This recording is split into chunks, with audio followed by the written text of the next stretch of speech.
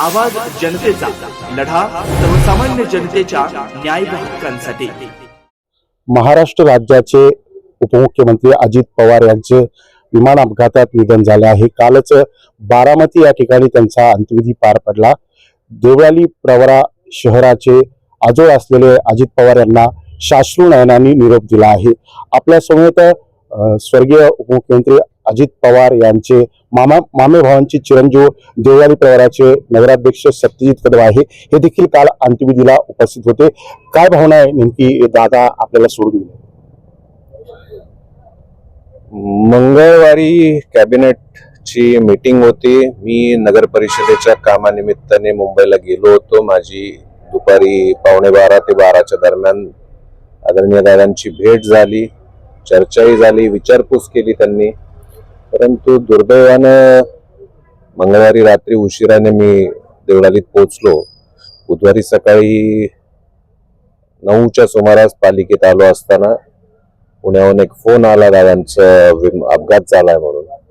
परंतु चुकूनही असं वाटलं नव्हतं की अशी काही वेळ आलेली असेल आणि असं काही घटना घडू शकेल। परंतु ज्यावेळेस त्याची शहनिशा झाली, बारामतीला गेलो, डोळ्याने सगळा विधी बघितला, तरी आजही मन त्या गोष्टीवर विश्वास ठेवत नाहीये। खरं तर महाराष्ट्राचं, बारामतीकरांचं जे काही असेल ते असेल, परंतु एक कौटुंबिक सदस्य म्हणून आणि विशेषतः देवळालीचा नगराध्यक्ष म्हणून देवळाली प्रवराचं आणि वैयक्तिक माझं जे काही नुकसान झालंय हे शब्दात सांगता येण्यासारखं नाहीये। निश्चितच संबंध महाराष्ट्राचं आणि अगदी देवळालीचंही नुकसान झालं आहे। दादांचं निधन होण्याच्या आत म्हणजे 24 तास आधी आपण मुंबईला भेटला, नेमकी काय चर्चा झाली दादांबरोबर? मी काही कामांचे विषय घेऊन गेलेलो होतो। दादा अगदी गडबडीत होते, कॅबिनेटला निघायची गडबड असताना ते अँटी चेंबर मधून बाहेर आले। काय रे, तू कधी आलास, काय काम होतं का?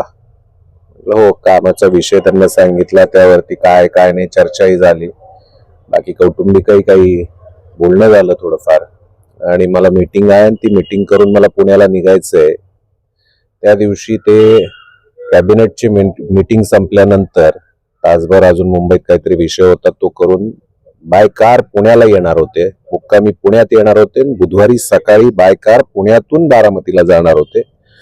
परंतु कदाचित तो योग असावा, वेळ चुकीची असावी की पुण्याचा प्रवास जे गाडीने करणार होते, अगदी गाड्या लावायला सांगितलेल्या होत्या बंगल्यावर। संध्याकाळी माहिती घेतल्यावर जे कळालं की संध्याकाळी गाड्याही लावल्या होत्या, त्यांचं सामानही गाडीत होतं। काय कोणाचा फोन झाला असेल किंवा काही मीटिंगमुळे उशीर झाला असेल, त्यांनी सांगितलं ते सामान काढायला सांगा, उद्या सकाळचं प्लेन सांगा, डायरेक्ट बारामतीला इथून जायचंय। अशा प्रकारे त्यांचा तो त्या दिवशीचं जे काही शेड्यूल होतं ते बदललं। तसं बघितलं तर दादांच्या आतापर्यंत मी जे काही दादांना ओळखलं, बघितलं, कधीच त्यांची वेळ आणि त्यांचा प्रोग्राम हा बदललेला नाहीये। परंतु ती वेळच चुकीची होती किंवा वाईट वेळ होती, वाईट काळ होता, त्या दिवशी त्यांनी तो प्रोग्राम अचानक सगळा बदलला आणि ही दुर्दैवी घटना घडली। निश्चितच वेळ चुकली, काळ चुकला म्हणून ही दुर्दैवी घटना घडल्याची भावना नगराध्यक्ष सत्यजित कदम यांनी व्यक्त केली। नवनवीन घडामोडी आणि सत्य बातमी पाहण्यासाठी आजच आमच्या YouTube चॅनलला सबस्क्राईब करा, शेअर करा आणि लाईक नक्की करा।